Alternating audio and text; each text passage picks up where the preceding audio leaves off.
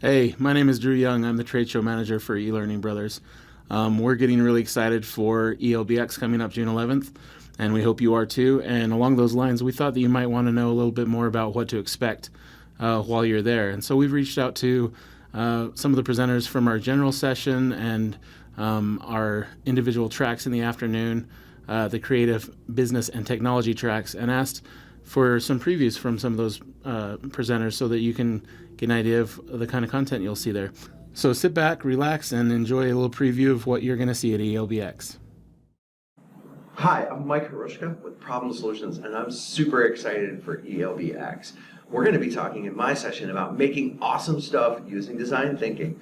We all want to make solutions that people love, and designing solutions with emerging and stable technology can be challenging. How do we make things that are both awesome and useful to our end users? This is going to be a practical and hands-on session where we're going to dig into the concept of design thinking. Design thinking is a set of creative techniques to balance technical feasibility, business viability, and user desirability. It will ultimately help you de-risk a solution as you design it and increase the value for that solution for the business and the end users. We're going to delve into a number of design thinking techniques that you can apply to developing solutions that range from learning ecosystems to e-learning. You're going to have a hands-on experience playing with tools and also receive a pack of tools you can start to apply tomorrow. I'll see you in June. Hi, I'm Cobb, author of several books on the gamification of learning and instruction, and co-author of the book Play to Learn. And I'm so excited to be presenting to you at the eLBX conference, the Learning Brothers conference, here in a few weeks.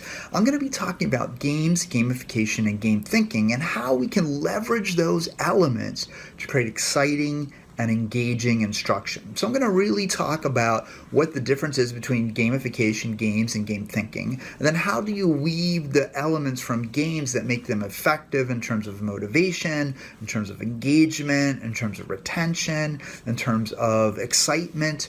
How do you take all of that and how do you wrap that into creating online and learning and other types of instruction for learners? So that's really going to be my focus, and I'm going to see lots of you out there. I think it'll be great fun to see everybody and talk about creating engaging and exciting learning, talking about some both digital and non-digital assets that I've used recently to create some really exciting and engaging learning experiences, and really to talk about what you can do, you yourself as an attendee of this conference who can go home and then take ideas and immediately start implementing those ideas into your organization. And that's really what I'm most excited about, sharing some of the ideas that I have, sharing some of the concepts that I've used, sharing some of the examples that I've done with you so that you can take those examples, those concepts, and those ideas and almost immediately start implementing them into what you're doing. So that's really what I'm going to be talking about, and that's really what I'm going to be doing at the conference. So I hope everybody can attend. I hope I will see you there, and I hope that we have a great conversation. So look forward to seeing you. Take care. Hi, my name is Steve Barron. I'm head of creative at the game agency. I'm really looking forward to seeing all of you guys at eLBX. During my session, we'll be focused on marrying smart instructional design and smart game design to improve learning outcomes. We're going to take a look at 6 different game mechanics and see how you would use each one to achieve your learning goals. We're also going to get out of our seats and we're going to play 4 different games. We're going to compete for prizes and we're going to have a lot of fun. So please come join me and let's play. Greetings, my new eLBX friends. This is Sean Bott, and I wanted to give you guys a little bit of a forecast on what I'll be presenting on at the eLBX conference coming up in June. The title of my presentation is Your Personal Playground. We're going to start off by doing a crazy piece of mind reading that I've created just for the eLBX conference. It starts based on a childhood experience that I had and kind of goes crazy from there. I'm really excited to bring this to you guys. After that, we'll be examining how to utilize play when creating instructional content. We'll look at elements like story and how that influences the mind, how we process story, and how to use that to your advantage in the content you're creating. And we'll look at elements such as input versus output and no-nos when creating educational content, giving yourself freedom at first and then filtering from there. I'm super excited to bring that keynote to you guys, the little micro keynote I get to bring. And then later on in the evening, I'll actually be doing a full stage show, a 1-hour show filled with a lot of crazy moments, a lot of good memories, and a lot of great laughter. So I'm looking forward to seeing you guys at the eLBX conference. Long distance high five, just like that. Hey, Chris Willis here. I'm Senior Product Manager for eLearning Brothers Customizable Courseware. In my role, I spend a lot of time designing both e-learning and instructor-led training.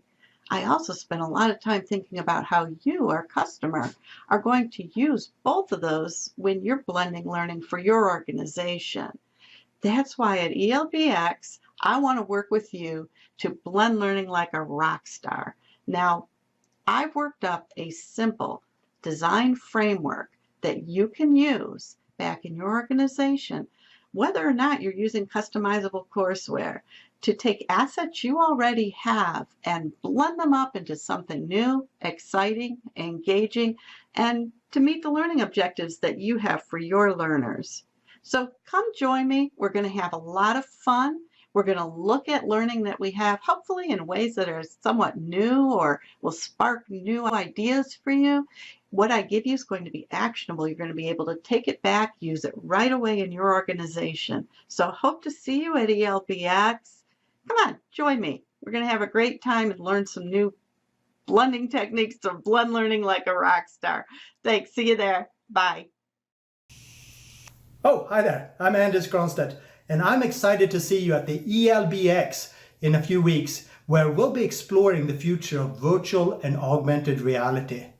VR has been around now for a couple of years, and we already have large corporations like Walmart that has trained hundreds of thousands of people in VR, and we're on our second generation of VR headset, like this. $200 for a standalone VR headset that's finally breaking through the deployment issue of VR. So we'll be talking about best practices in virtual and augmented reality learning, how you can move your training from the flat screen into the three-dimensional world where your employees can be in a world that feels as real as the world that they're actually training for.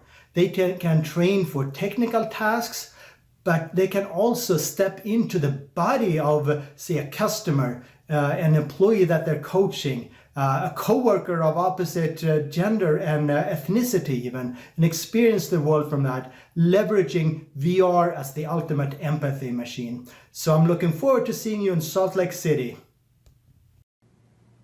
Hi, I'm Nick Brown, and together with Bill Milstead, we want to show you how to create vector awesomeness. Now, working with vectors can be intimidating, especially if you don't feel like you have the right skill level or the software to adequately create and edit vector graphics or illustrations. But that's all about to change. Now that some of the top e-learning and presenter authoring tools support vector files and retain their qualities, we want to show you how to easily import and change vector graphics and discuss the importance of using vector graphics, as well as touch base on some of the best practices for more advanced creations creating custom content for e-learning. Hi everyone, Angel Greene here. I am so excited to be joining you in June at the eLearning Brothers Exchange.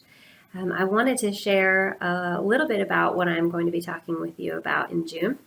So I have a vision for what the future of learning and development should look like. I call it my 2020 vision, and I'm trying to get some people to join me in creating a movement.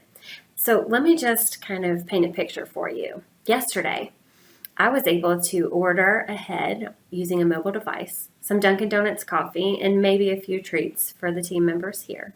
And I went to the Dunkin' Donuts location, I picked it up, and it was waiting for me. Then I was able to order something online, and within an hour, it was at my door. And if I wanted to, I could have allowed the Amazon driver to pop open my trunk and put it inside my trunk for me. That evening, I was able to go home, and I may or may not have had a bottle of wine in which I hovered my phone in front of it and was able to have that bottle of wine talk to me. Not because I drank too much of the wine, but because of the use of augmented reality. Yesterday, while at work, I created a 6-page manual that instructed our team members on how to download and launch a course from our LMS on their mobile device. 6 pages, not a lie. Essentially, while the world around us becomes easier and easier in our consumer landscape, it's becoming less and less intuitive in our employee landscape. And this goes for the applications that we use in order to support our learning. And it also goes to how we build our learning. So I'm saying it's time for us to get together as a group and say, you know what? This needs to stop. It needs to change. We need to be able to create things in a more intuitive fashion. We need to be able to engage our learners. We need to be able to have them have responsive designs that are built for them. And it starts with us as learning and development professionals and learning leaders. And if we don't raise the bar, our employees and the executives who rely on us to create these content for them are not going to be too appreciative. So I hope you join me not only in June, but also on the movement for what the future of learning needs to look like. Thanks, and I'll see you soon. All right, so from what you've just seen, you can understand why we're excited about eLBX and why you should be too. So get ready, buckle up, and we'll see you on June 11th.